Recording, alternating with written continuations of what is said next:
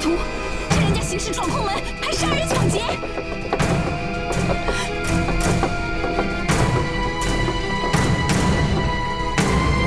为何你一靠近，河里的宝物就动个不停呢？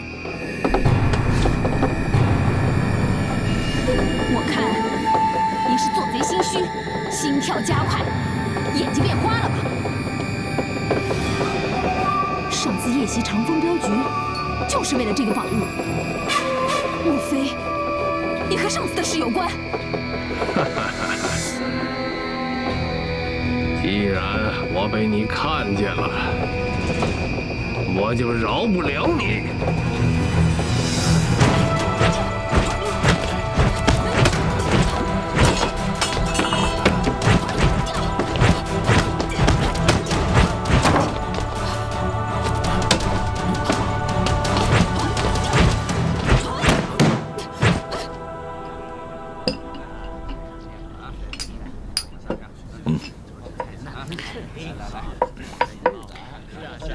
这婚礼虽然办得仓促，但大家都带着真心的祝福，真让我感动了。是啊，虽然简单，但是温馨。不过，云家那边我们的确失礼了，改天我会亲自走一趟，向云母赔罪。你们两个就好好的过日子吧。郭旭，楚楚，云武也不是个心胸狭窄之人，只要你能幸福，相信他会成全你们的。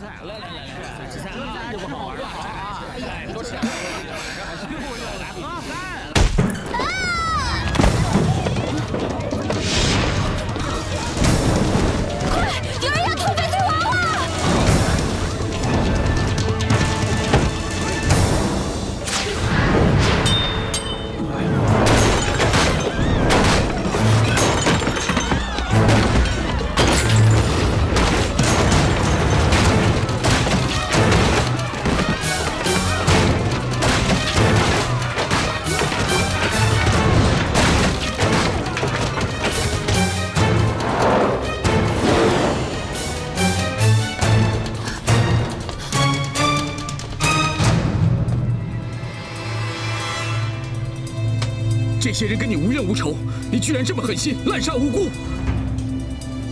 我们要杀了你这大魔头！为了天下太平，我们绝对不会让你得手的。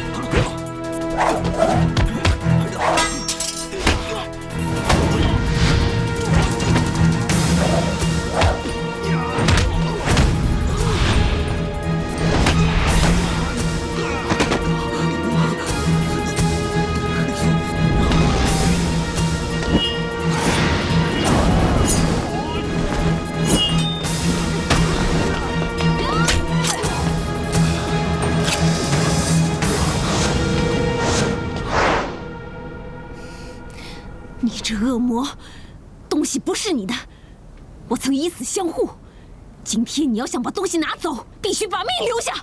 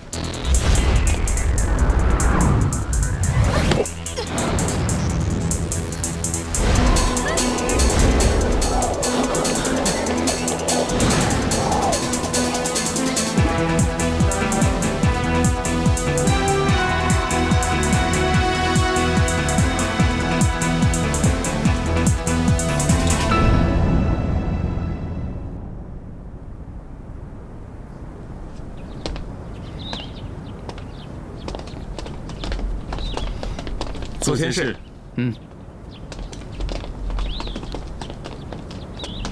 站住！兄弟，老弟呀，怎么指挥使不在，你就开小差啊？去哪儿了？有位江湖前辈来京城，我去探访啊。哪个江湖前辈啊？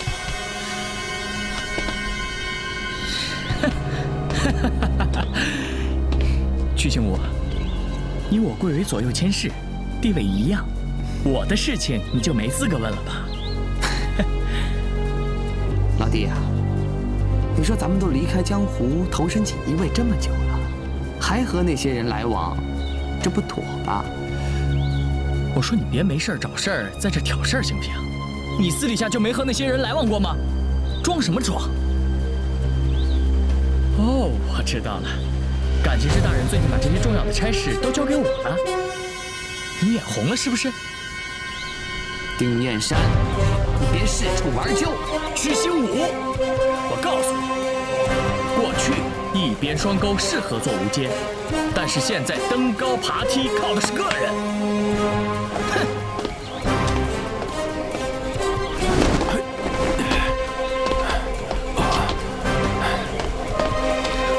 谁？站住！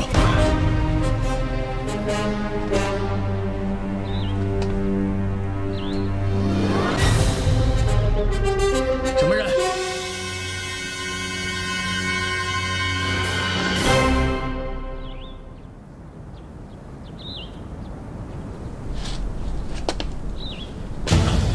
看见本座还不下跪？属下参见指挥使。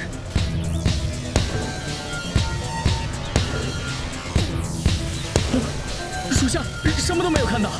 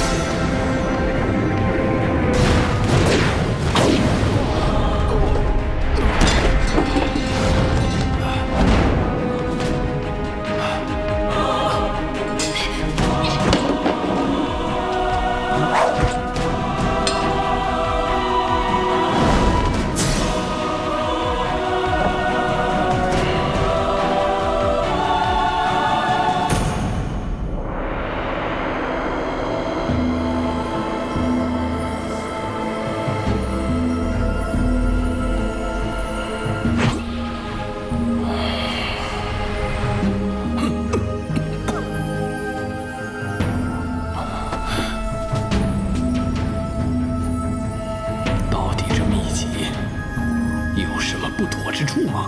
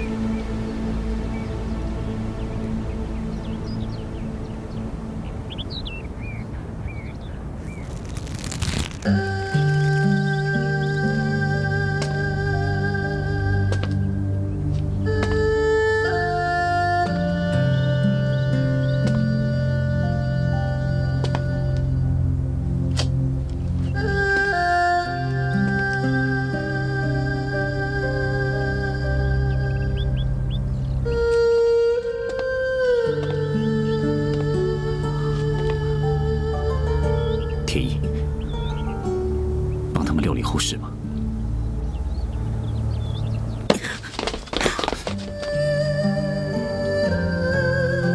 过去你还有脸来见我？要不是你把楚楚藏在我这里，如果不是你把翡翠娃娃藏在我这里，这些老实厚道、热心肠的邻居，他们就不会引来横祸，就不会惨死成为刀下亡魂了。还有你也是，都是你们两个自作聪明，想出天底下最烂的主意啊！如果不是因为你们两个，翁西珠就不会找上门来。那样的话，我跟楚楚就不会假成亲了，也不会因此枉死这么多无辜的冤魂。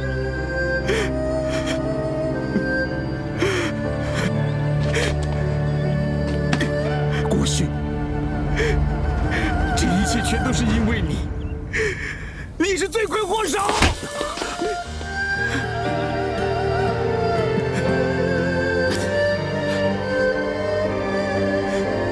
你骂吧，你继续骂吧。我是人马，你就应该狠狠地骂我，狠狠地打我，打呀！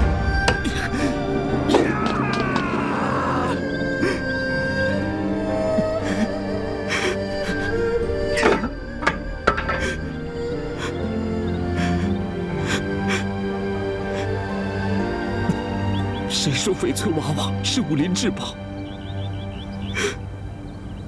这么多人为了他把性命都丢了，他根本就是一个不祥之物，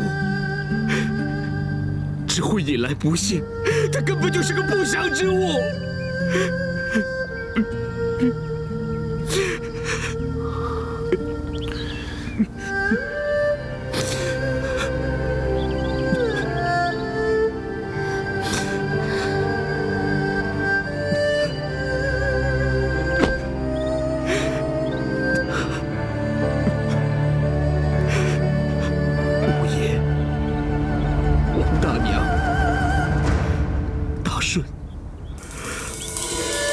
顺嫂，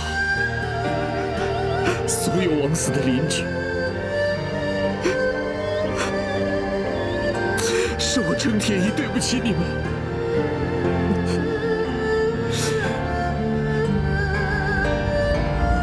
这笔血债，我程铁一会为你们讨回来，我一定要找出凶手，为你们还清这笔血债。 我一定会为你们报仇的！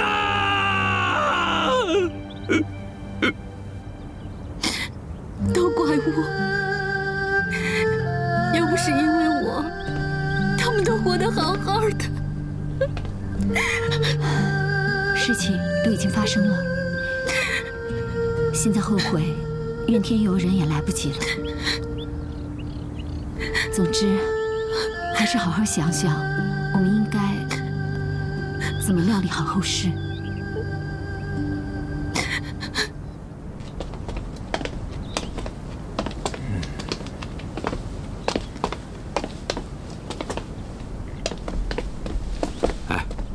楚楚他可好点了？不肯吃不肯喝，眼泪就没停过。铁衣也是呆呆地坐着，一句话也不敢说。这次的不幸，对楚楚和铁衣的打击，实在太残酷了。为了得到翡翠娃娃，竟然残害无辜，抓到凶手，非碎尸万段不可。就是碎尸万段，也抵不了他的罪孽。我风平铁衣3人合力都阻挡不了那个凶手，他又蒙着面看不到脸，从兵器招式上也无法判断来路。要不是他突然体力不支，连翡翠娃娃都夺不回来。只可惜还是让他逃了。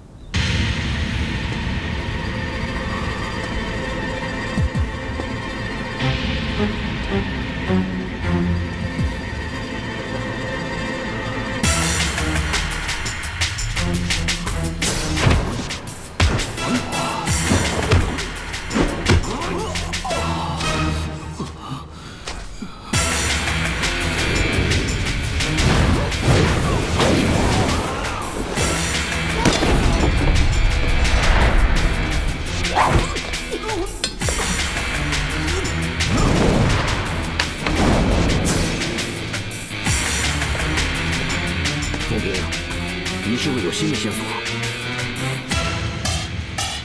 翁太北。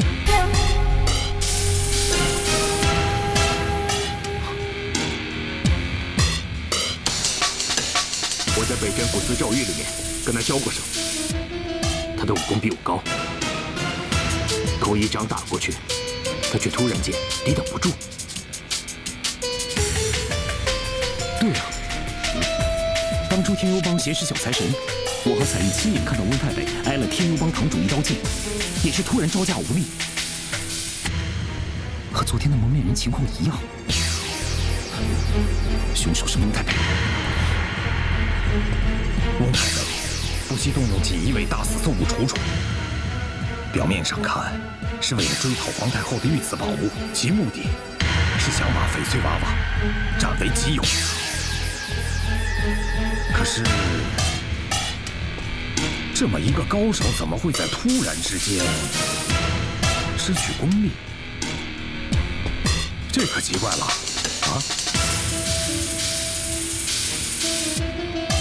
不奇怪，翡翠娃娃原本在小财神的藏宝室里，很有可能温太北已经练过翡翠娃娃之功，只是还未尽全功，小财神就把翡翠娃娃送给了楚楚，所以温太北才会出现突然丧失武功的现象，也才会那么积极的想抢回翡翠娃娃。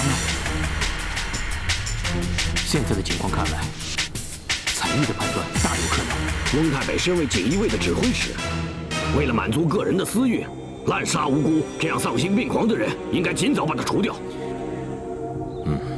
虽然我们是顺藤摸瓜，看清了翁太北的真面目，可他身为朝廷命官，有北镇抚司的衙门做掩护，很难掀他的底。我们无能为力，但有一个人可以。你说的是小鹏王爷？是的，府兵，我们立刻去王爷府。可是我是顺天府的捕头，我去不合适。而且，我现在要赶紧去找一个人。找谁呀？非得这么急着去啊？天幽帮帮主司马萧带走了胭脂，我必须要找到他。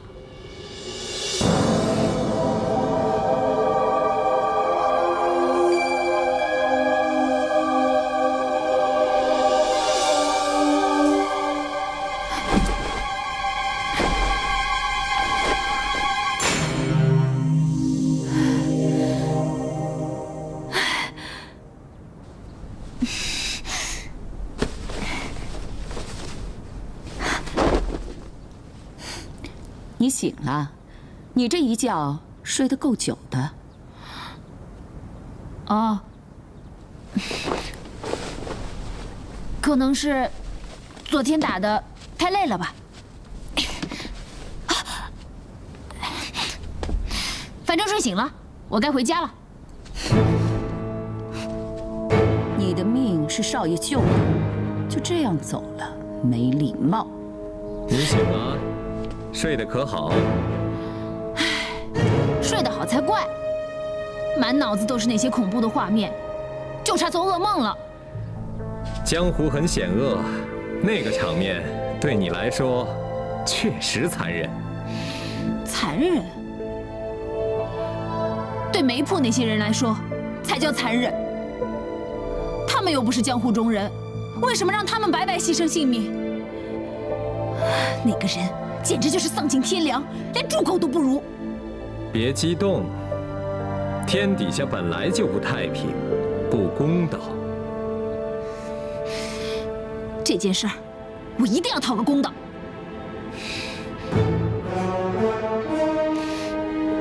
你干嘛老是躲在屏风后面说话？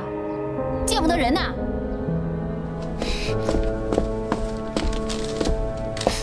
好看吗？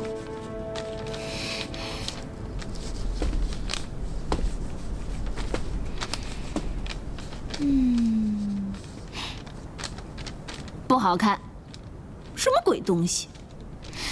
跟我胭脂酒坊的桃花林比，这可差远了。放肆！少爷的画无人能比，天下第一。白儿，别吓着胭脂姑娘。是。你有话直说，我倒很欣赏。一宿没吃，饿了吧？跟我来。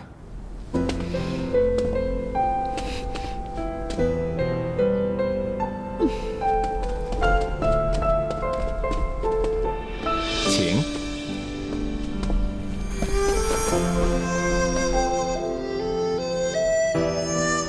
吃吧。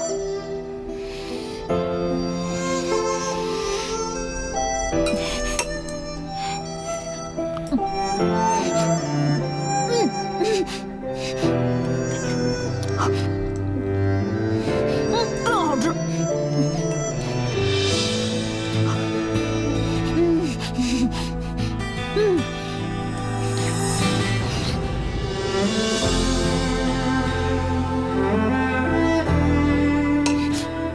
不对，吃人家的嘴软，平白无故的请我吃这么多好吃的。那叫什么宴？鸿门宴。对，就是鸿门宴。突然请我吃饭，不怀好意，肯定有诈。说，到底什么目的？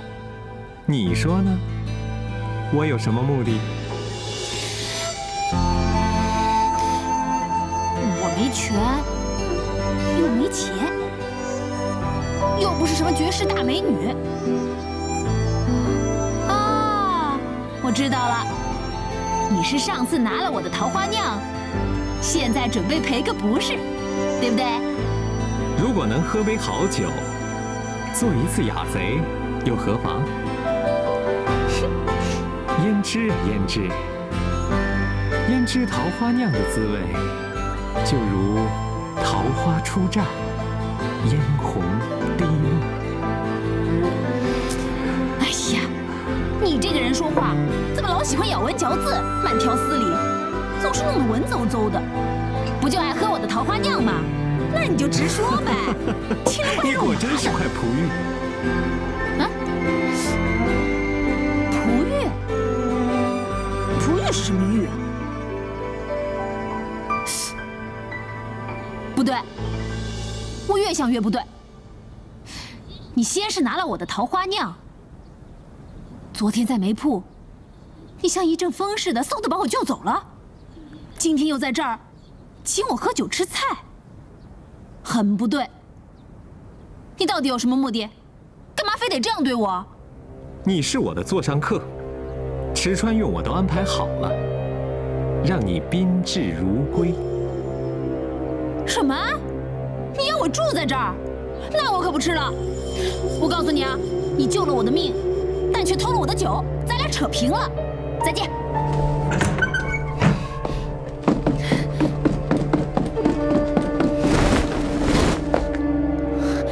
少爷留人，从来没有人可以离开的。那是你的少爷，又不是我的，我凭什么听他的呀？少爷的话，从来没有人敢不听。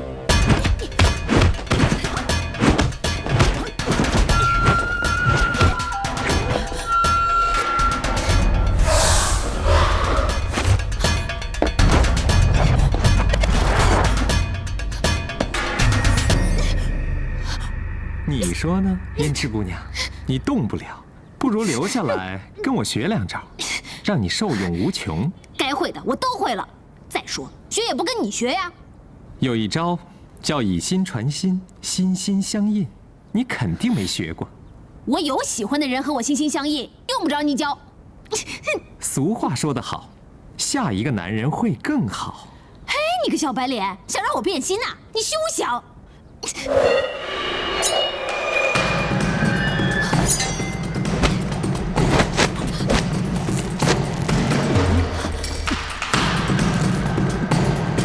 风平，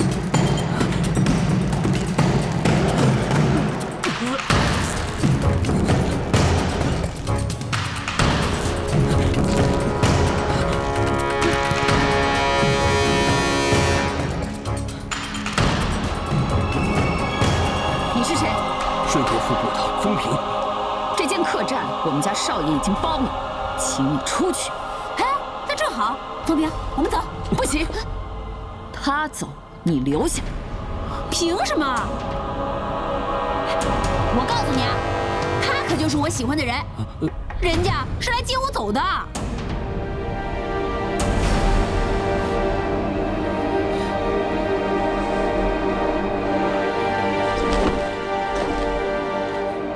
承让。昨天一战，你救了胭脂，风平感激不尽。天幽帮帮主果然身手不凡。哦，原来你就是那个大魔头啊！胡说，少爷风采翩翩，仙风道骨。谢谢司马帮主对胭脂的照顾，打扰了，先走了。不急，我这个人很好客，想留胭脂姑娘多住2天。教人交心，教树交根，朋友以诚相待最可贵。司马帮主这么盛情，我替胭脂谢谢你，改天定当登门拜访。走。不准走！孩儿，帮主，这风平太狂妄放肆了，眼珠子长斜了，那么没有分寸的丫头，他也看得上。在我身边，少说口是心非的话。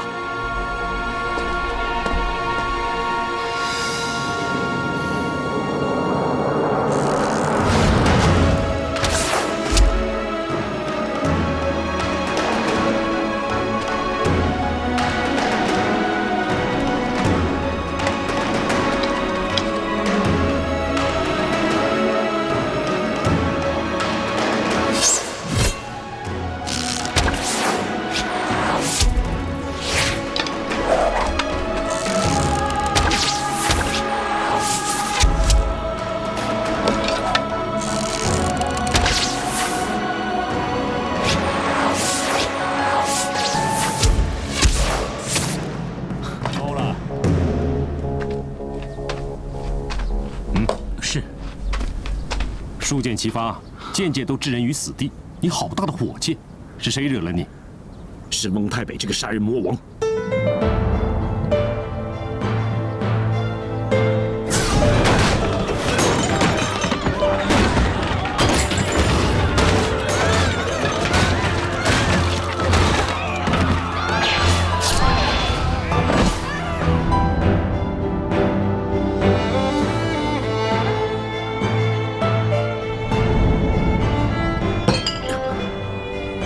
真希望蒙太北此时此刻就在面前，我就可以用这张弓射穿他丧尽天良的那颗心。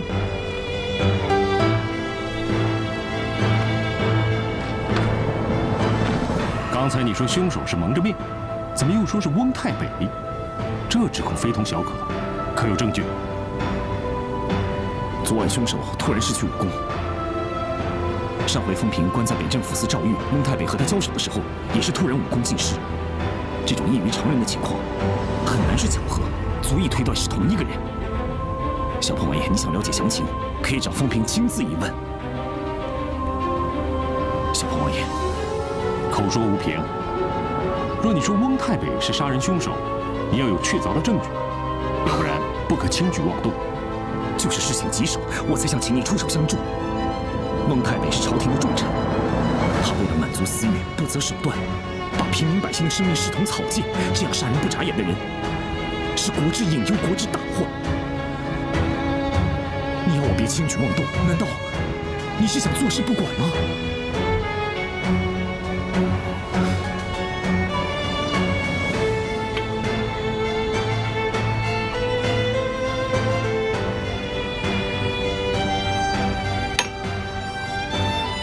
过去几次小鹏王爷都挺身相助，这回难道是忌惮蒙太北的仇中势力，是怕麻烦上身吗？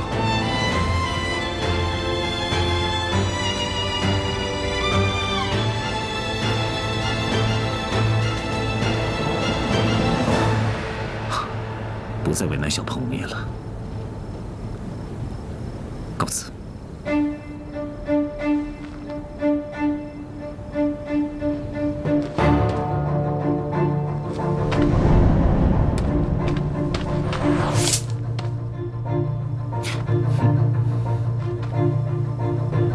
舍不得硬干，做不得硬汉，仅因为指挥使滥杀无辜百姓，哼！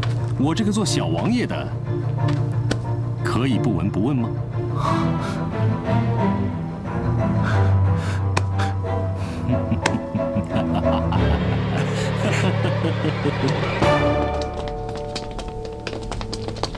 启禀大人，这是新12黑鹰卫士的名册。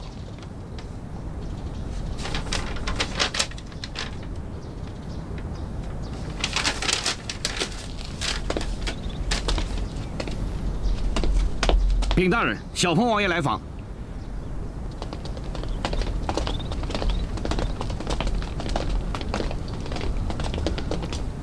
王爷驾到，有失远迎，请恕罪。我刚好路过，所以就来此看看。翁大人麾下看来都是高手啊！啊，这些人都是全国各地挑出来的精英，加入锦衣卫，为我大明所用。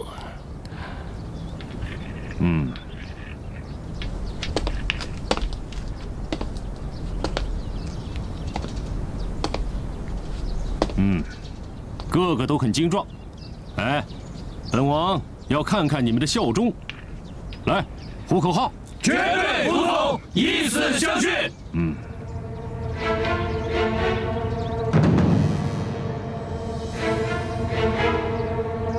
退下。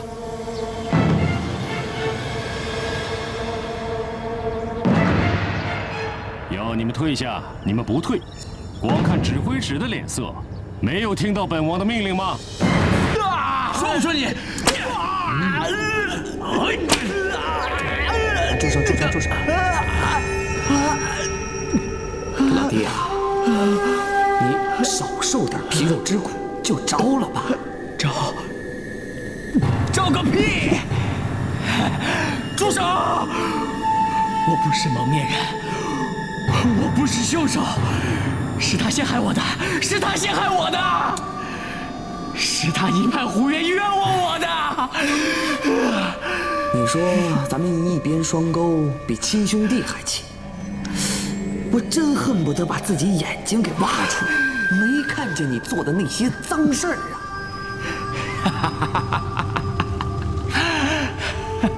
呸！你少在这毛哭耗子！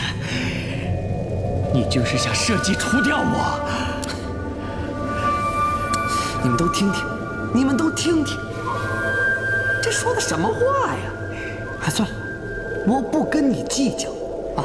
曲醒武，你这个狗东西，你还在这里冤枉我，冤枉我！启禀左佥使，这是搜到的证物。哪儿搜到的？在丁右佥使的床下。你不会再说我诬赖你了吧？你！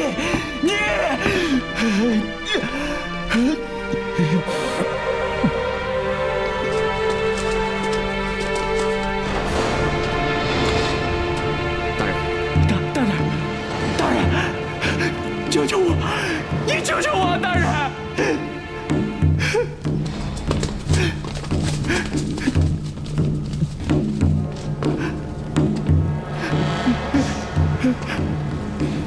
大人，你受冤屈我知道，可是现在证据确凿，我只有公事公办了。我已经解了套，只是现在要牺牲你。你是我的心腹，是左右手，有点舍不得。左千世，大人，小的一定做牛做马释放大人。小的一定管好自己的嘴巴，不该说的绝对不乱说。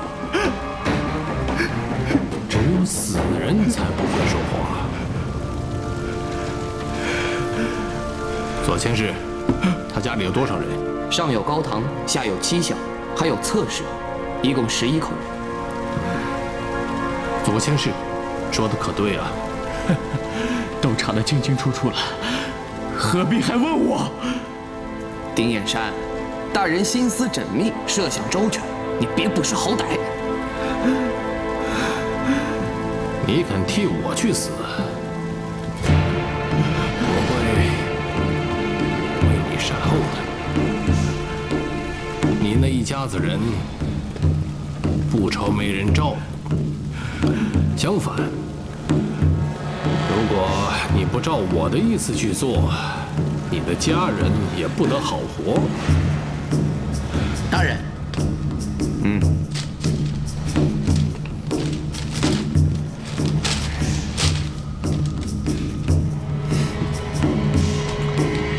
老弟啊，这人证物证俱在，这个罪可是无法开脱。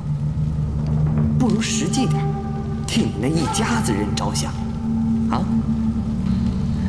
哎。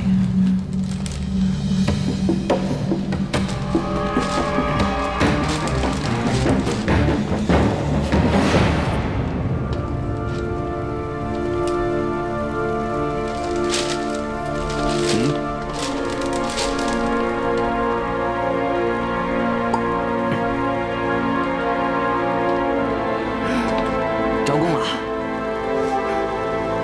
服毒自尽吗？啊？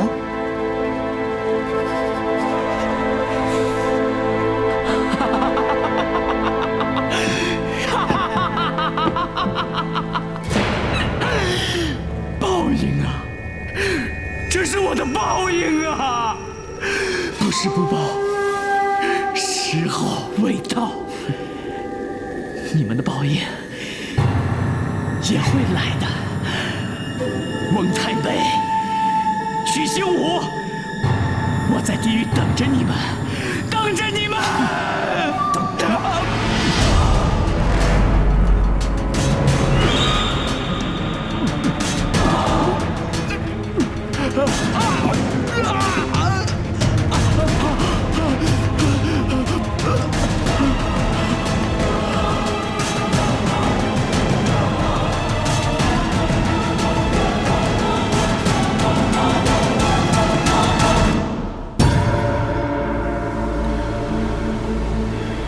大人，死了。死得好，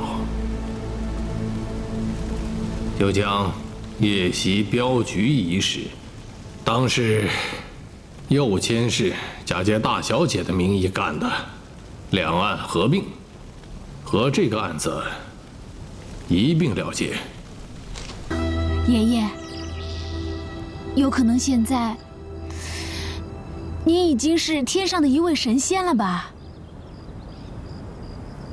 那您出游到哪儿了？还是一直在天上看着我，保护着我？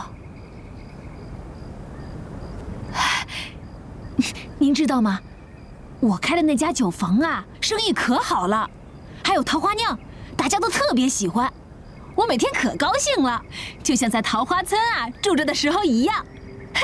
每天快乐的就像小鸟一样，叽叽喳，叽叽喳，叽叽喳，叽叽喳，叽叽喳。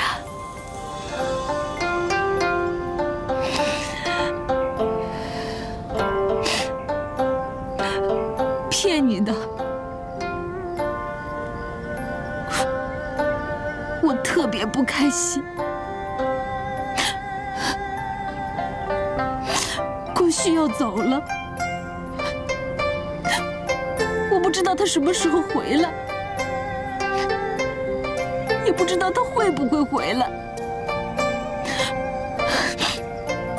我记得以前，我老是想他，念叨他，你还因为这个老是骂我。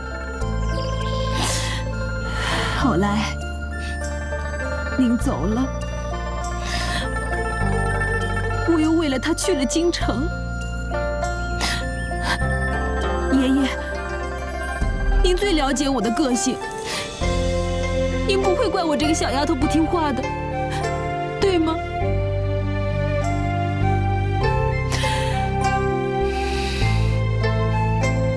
郭旭这次出镖，彩玉也跟着去。我知道他们俩从小青梅竹马，定了娃娃亲。我的出现打乱了他们的生活，我这样不好，可我没有办法。我喜欢郭旭，喜欢的无法自拔，喜欢到都无法控制怎么让自己不喜欢。我慌乱，茫然，我真的不知道应该怎么办。这心里从来没有这么烦过。我到底去不去呢？去了，会让郭旭为难；不去，不去，我真的害怕再也见不到他了。爷爷，我该怎么办？你能帮帮我吗？啊！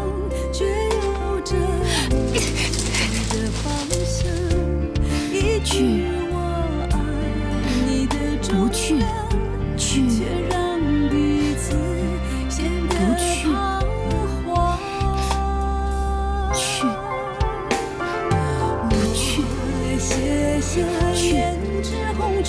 去，去，不去，去，不去。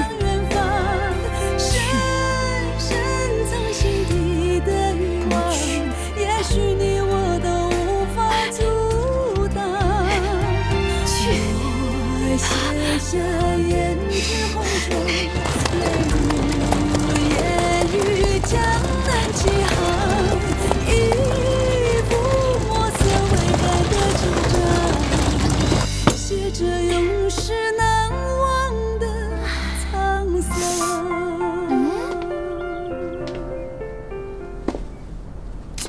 捕头，好歹也是个官儿嘛，怎么住得这么寒酸呢？我只是个小捕头，吃公家的，吃不饱饿不死，能有这样一个地方遮风挡雨，已经不错了。不过我爷爷说过，这两袖清风是好官，脑满肠肥是贪官。你是个好官。你来这儿，不是跟我谈为官之道的吧？唉，看你这小屋，我总算明白了，一个人打着光棍儿，住在这小屋里，又没人照顾，又没人做饭，是够冷清的，够可怜的。哎，铁一为什么和楚楚没待几天，心就飞他那儿去了？我看呐，他肯定是一个人待久了。虽然是假成亲，但是啊，他心里肯定把楚楚当成了自己真正的媳妇儿。不管怎么样，有个人作伴儿总是好的嘛。你今天怎么了？没见过你有这么多感触的。我在爷爷的坟前决定了，我要跟郭旭去走镖，所以特来向你告别。真的要去啊？给爷爷上香的时候，爷爷的坟前有很多桃花，我数着花朵，去，不去，去，不去，最后是去。看，这是天意吧？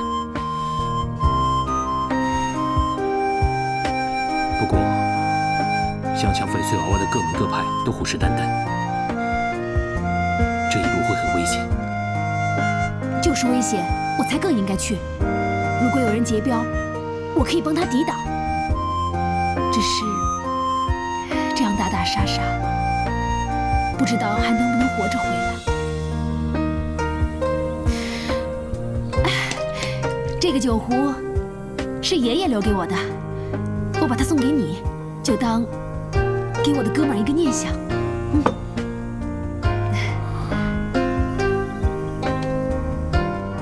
我还给你带了一坛桃花酿。如果你想我了，想我和郭旭了，你可以喝喝酒，解解闷儿。虽然是有些冷清，但你可以想象啊，你就想象我和郭旭都在，就像咱们仨一块儿喝桃花酿一样。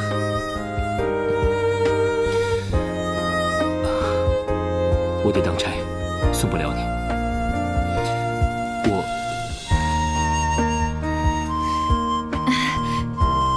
你想说什么？直说吧。你要好好保重，我等你，还有郭旭回来。是，等我们回来的时候，我也希望你已经找到一个好媳妇儿，给我找一个好嫂子。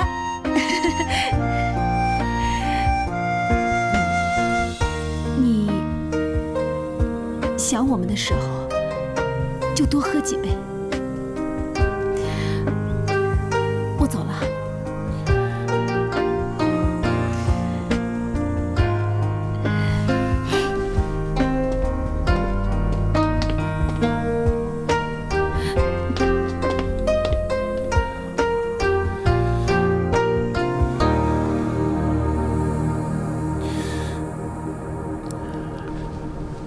刘爷，沿路打点的饭馆和驿站，我已让老刘亲自去安排了。好啊，这次出标人员要精简，能少带的身外之物尽量少带。好，六爷、侯叔，你们准备的怎么样了？啊，差不多了。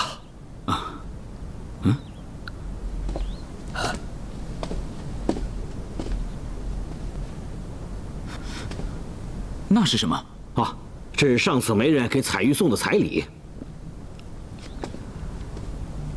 刚才媒人又特意来要我回话，希望我们尽早给答复。我们都快要出发走标了，哪有心思去谈彩玉的婚事？麻烦六爷就跟他们说暂时搁置吧。说我答应了。六叔，请您以我哥的名义回个礼给对方，说我们已经答应这门亲事，成亲之日越快越好。彩玉，你是认真的吗？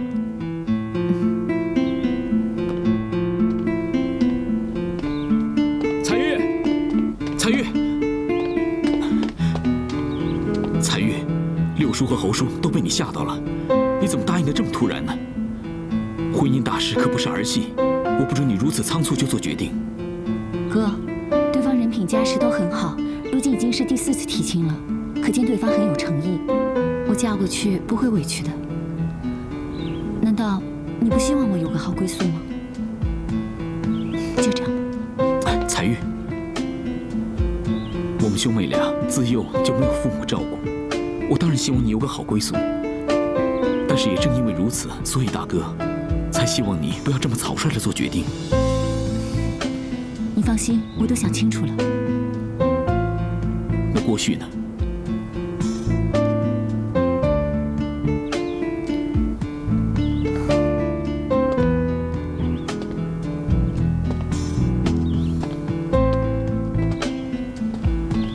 你从小时候起就喜欢郭旭，我怎么会看不出来呢？那已经是小时候的事了。彩玉，哥就只有你这么一个妹妹，做哥的当然希望你能够得到幸福。可是你做这个决定，根本就是违背了自己的心愿，又怎么可能幸福呢？天下又有多少男男女女可以有情人终成眷属？难怪自自古以来有那么多美丽哀愁的爱情，让人感动回肠。哥，你和楚楚不是也如此吗？你和楚楚相见恨晚，无奈终究还是无法在一起。因此我看明白了，缘分无法强求，与其得不到徒留伤痛，还不如挥剑斩情丝。理性处理正是我程彩玉的强项。彩玉，哥，你放心吧，对方是正派人家，嫁过去我一定会幸福，一定会开心。难道你对我没有信心吗？谁要是娶了我的妹妹，谁就是天底下最有福气的人。哥，笑一个。你看，你妹妹要出嫁了，难道哥哥不开心吗？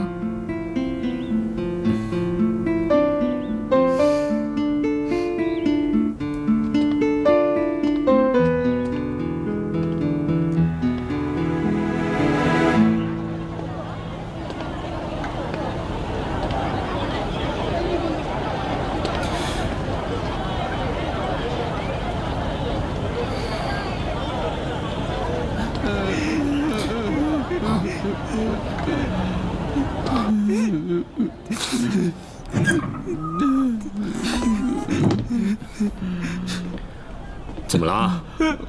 哎呦，风爷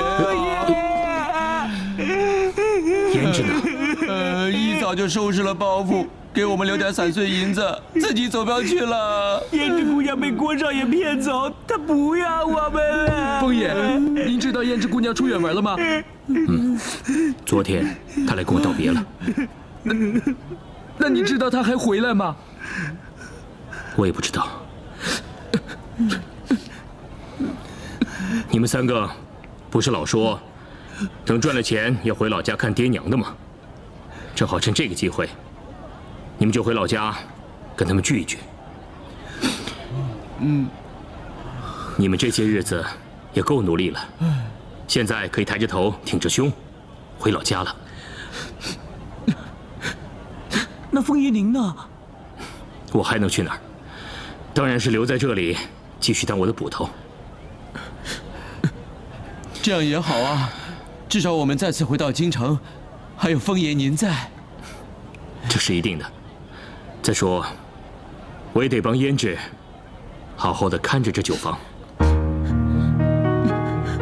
到时候要是胭脂姑娘回来的话，你一定要通知我们三个。到时候我们一定还要再回来，再把这里打理的和以前一样红红火火。我也希望有这么一天。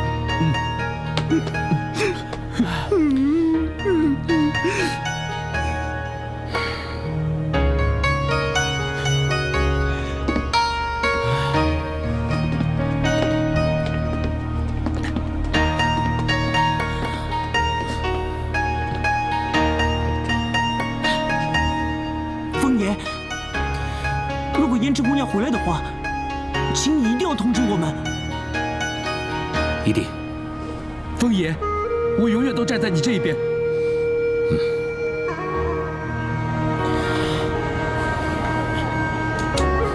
走。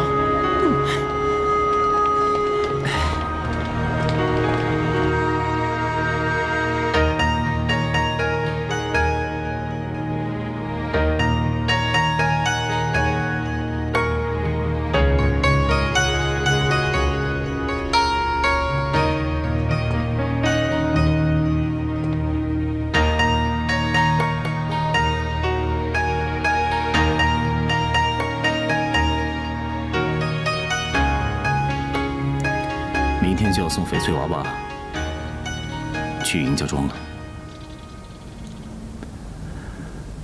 这次出镖和上次的心情完全不同，感觉肩上的担子格外的沉重。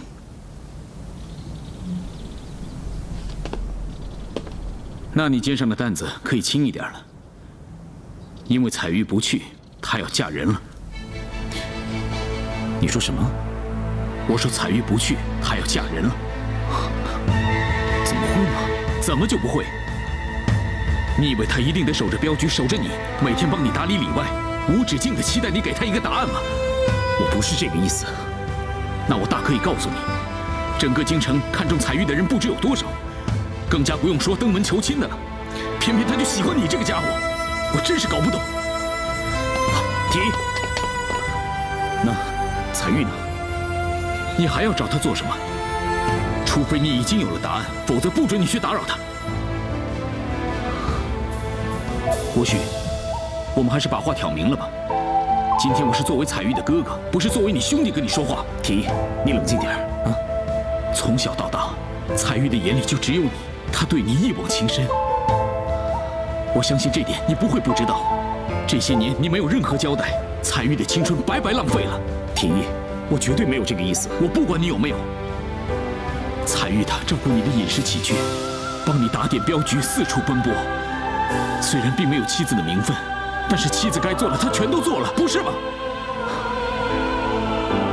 这些我都知道。既然都知道，为什么要让她空等？如果你对彩玉没有那份心，大可以把话跟她说清楚。要说清楚，谈何容易？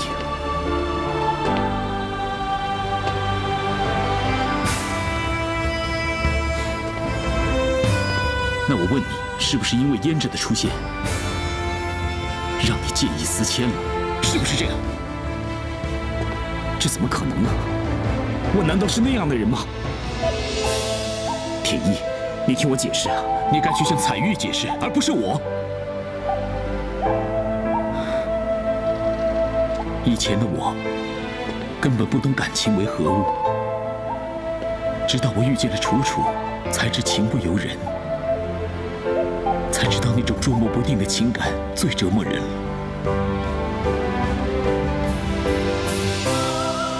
我不希望自己的妹妹也承受这样的痛苦。难道你想让我娶彩玉为妻？我并不是有意向你逼婚，但你的犹豫就会带给彩玉更大的痛苦。如果彩玉真的想嫁人的话，只要她能够幸福，我是绝对不会阻止的。提，你知道我跟你一样关心彩玉的未来。彩玉的未来其实就记在你的身上了，知道吗？或许，如果你是个男人，就不要再自欺欺人了。提。好家伙，我还没为你送行，你倒先来辞行。小彭王爷一驾镖局为我送行，那得多大阵仗？那还不如我一个人来呢。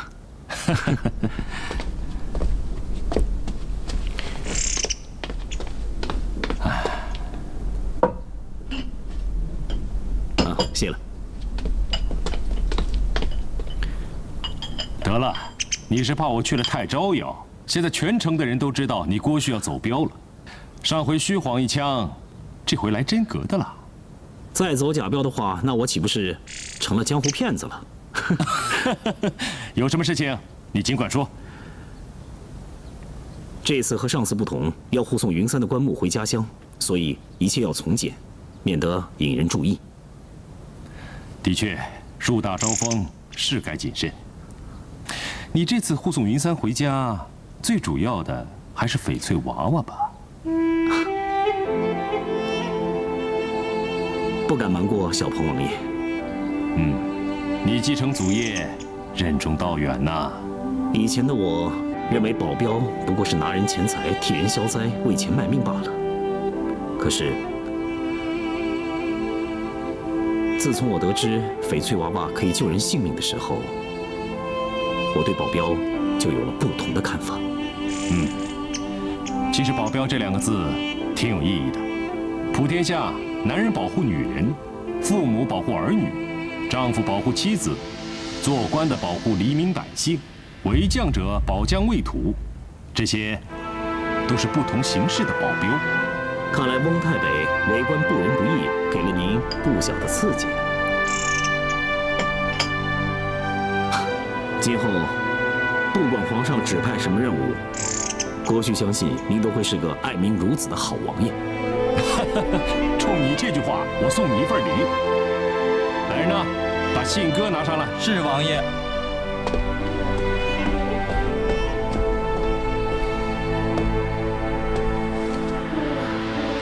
这是一只碧血鸽，意思是，即使你翱翔飞到千里，飞到吐血，也会飞回原来的地方。碧血鸽听说过，倒是头一次见。这只是我专门训练的鸽子，只训练出5只。你一路上危险重重，如果有什么需要，尽管放鸽子回来。小鹏王爷的盛情，国婿收下了。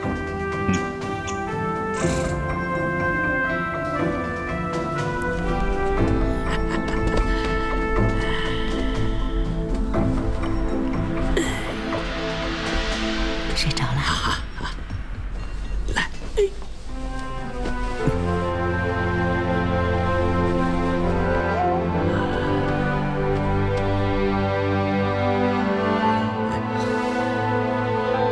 孩子他爹该出门了。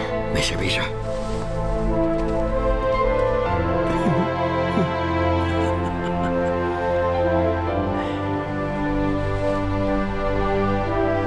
媳妇儿，这是我过世的娘留给我的信物。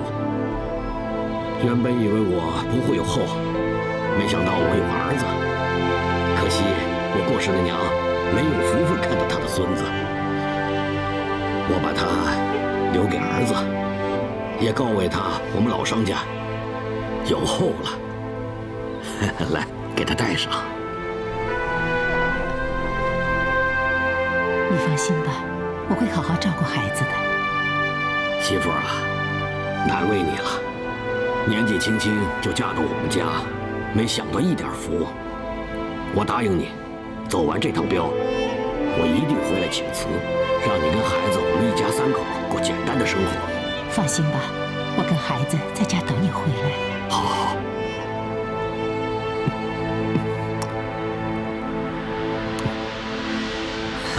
走吧。那我走了。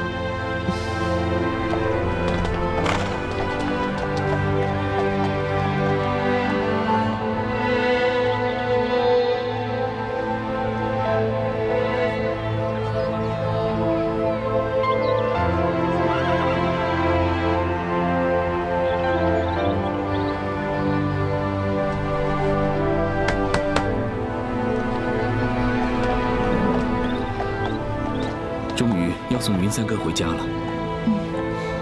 要麻烦铁一哥和各位了。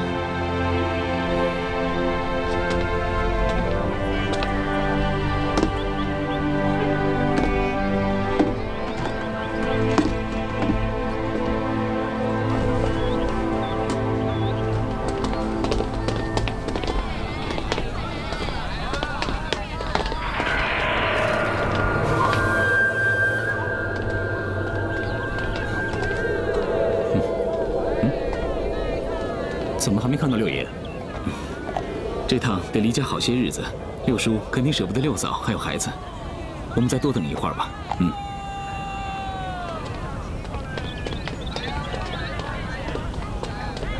哎，你看，六叔，您和六婶的恩爱话说完了？都老夫老妻了。六叔啊，小别胜新婚，等这趟回来，说不定你跟六嫂再添个胖儿子呢。侯叔，怎么了？有什么不对劲吗？哦，不是的，只是奇怪，怎么还不见胭脂姑娘？胭脂姑娘，胭脂姑娘以前老是按胭脂少举手，今天咱们出镖了，她应该来送送啊。她不会来的，我没向她辞行。既然没什么事，就不要耽误时间，我们该出发了。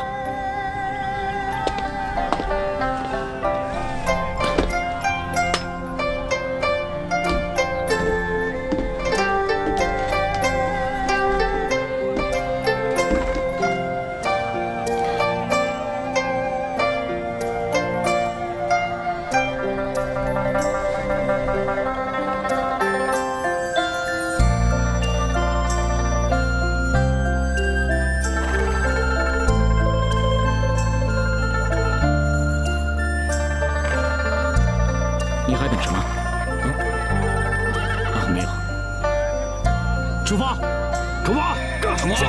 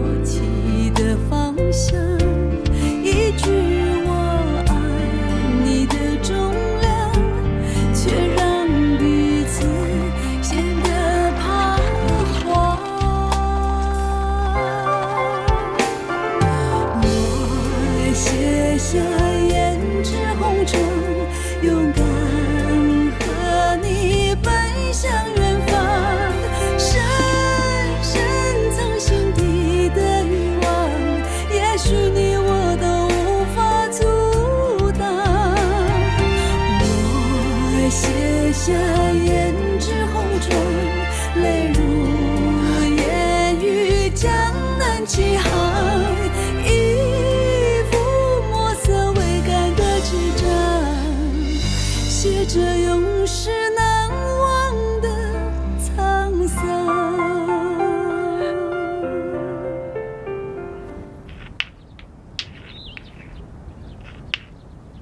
骑兵指挥使，郭旭已经出城，护送云三的棺木回乡。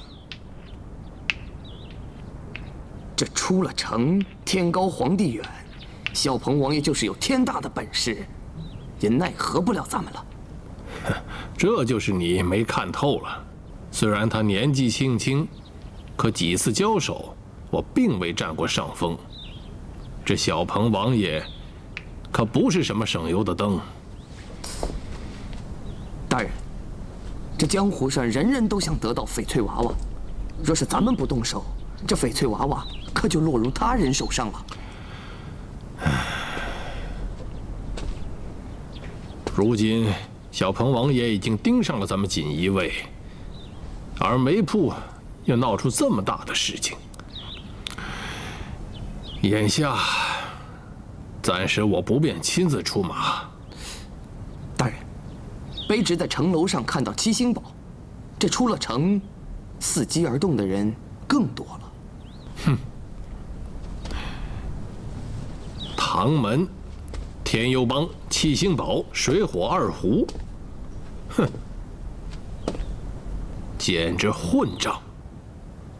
好，咱们既然动不了郭旭和长风镖局，就把那些江湖上的匪类全部抓起来。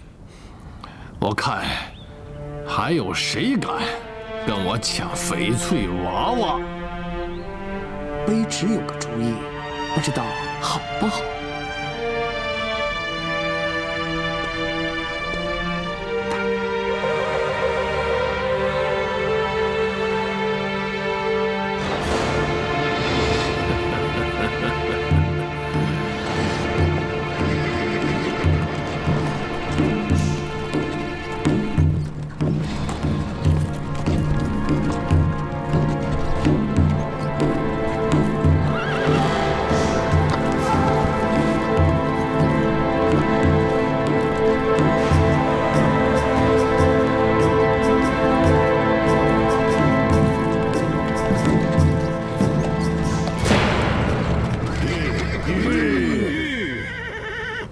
邵局主，我们走了大半天了，是不是找个地方休息一下？好，现在不行，等天黑了找个客栈，到时候再休息吧。好，知道了。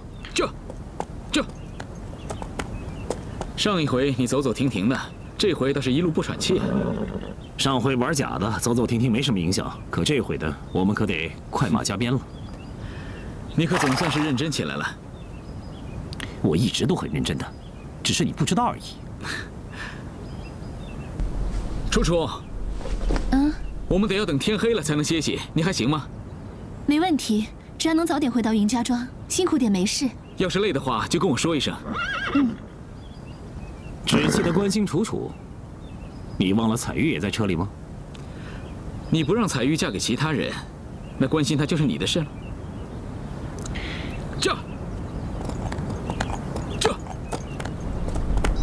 小二，给钱。哎，来了。谢客官，您慢走。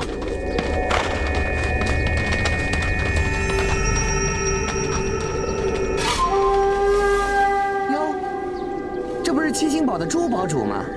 这是赶着去投胎呢，还是赶着去打劫呀？少废话，让开！别白费力气了，翡翠娃娃是我们的了。有时间在这边叫阵，不如各凭本事。翡翠娃娃落入谁手，你还不知道呢。会叫的狗啊，不咬人。叫了半天，也没人听懂在叫什么。也好，打长风镖局之前，先拿你们这些纸老虎开开刀。莫护法，速战速决。是，别影响我吃饭。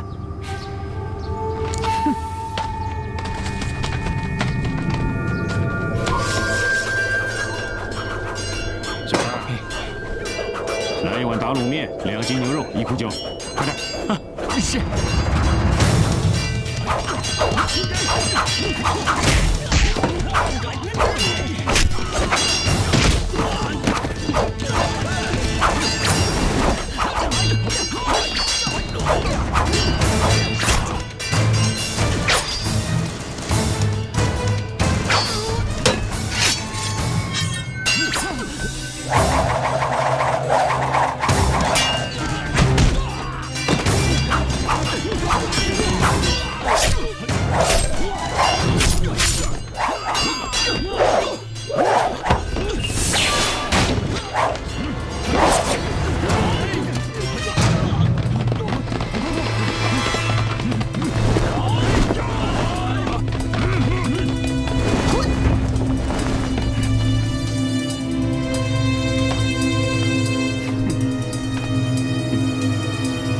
这里已经被锦衣卫包围了，放下你们手上的武器，束手就擒吧。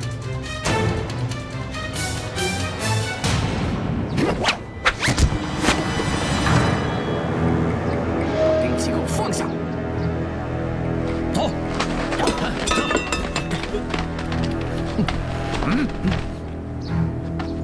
为何七星堡的人能走，却拦着不让我们离开？你们江湖上不是有规矩吗？不对付手无寸铁之人。既然你们不识相，我又何必给你们留情面？你们这些锦衣卫不去做该做的事情，来这荒郊野外干什么？近来京城帮派猖獗，曲某就是来肃清你们这些江湖败类的。来人呐，通通拿下！是。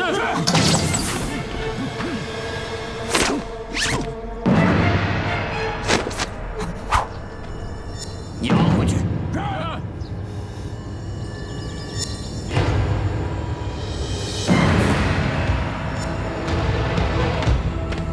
启禀大人，左千是把人押来了。带上来。是，带上来。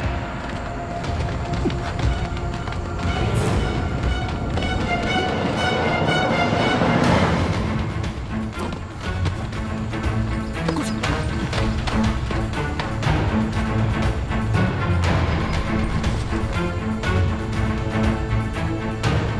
翁太北，跪下。温太北，天幽帮和你们锦衣卫素无瓜葛，为何抓我来此？荆棘之地，你们这些帮派啊，争勇斗狠，扰乱治安。本座身为朝廷命官，有责任肃清乱源，保证京城的稳定安全。呸！狗嘴里吐不出象牙。说吧，劳师动众，押我到此，有何目的？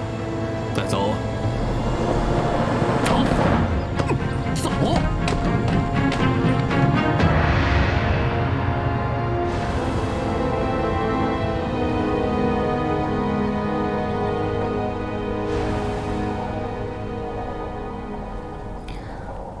丁彦山在锦衣卫卧底多年，却突然断送了性命，是为天幽帮的一大损失啊！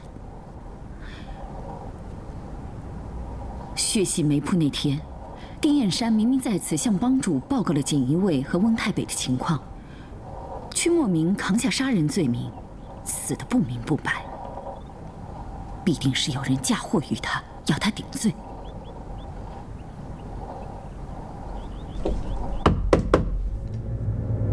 属下莫虎求见帮主。启禀帮主，纵护法被锦衣卫抓走了。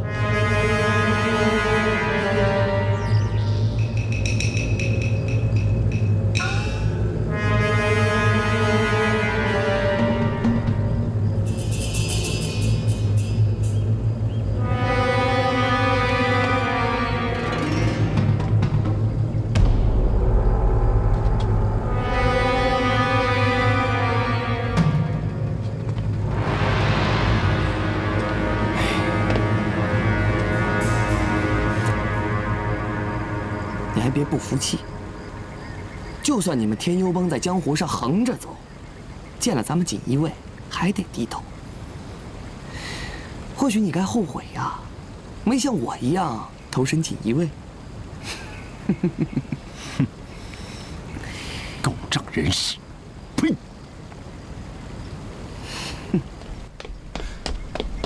天幽帮来了。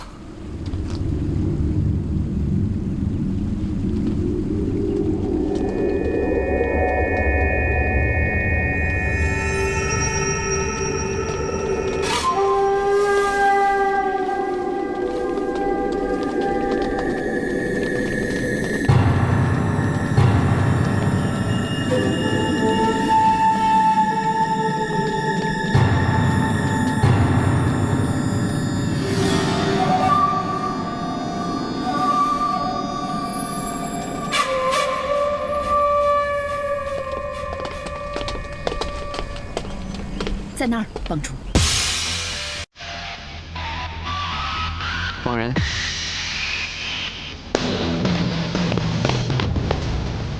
帮主，属下非战之罪，请帮主恕罪。起了吧。谢帮主。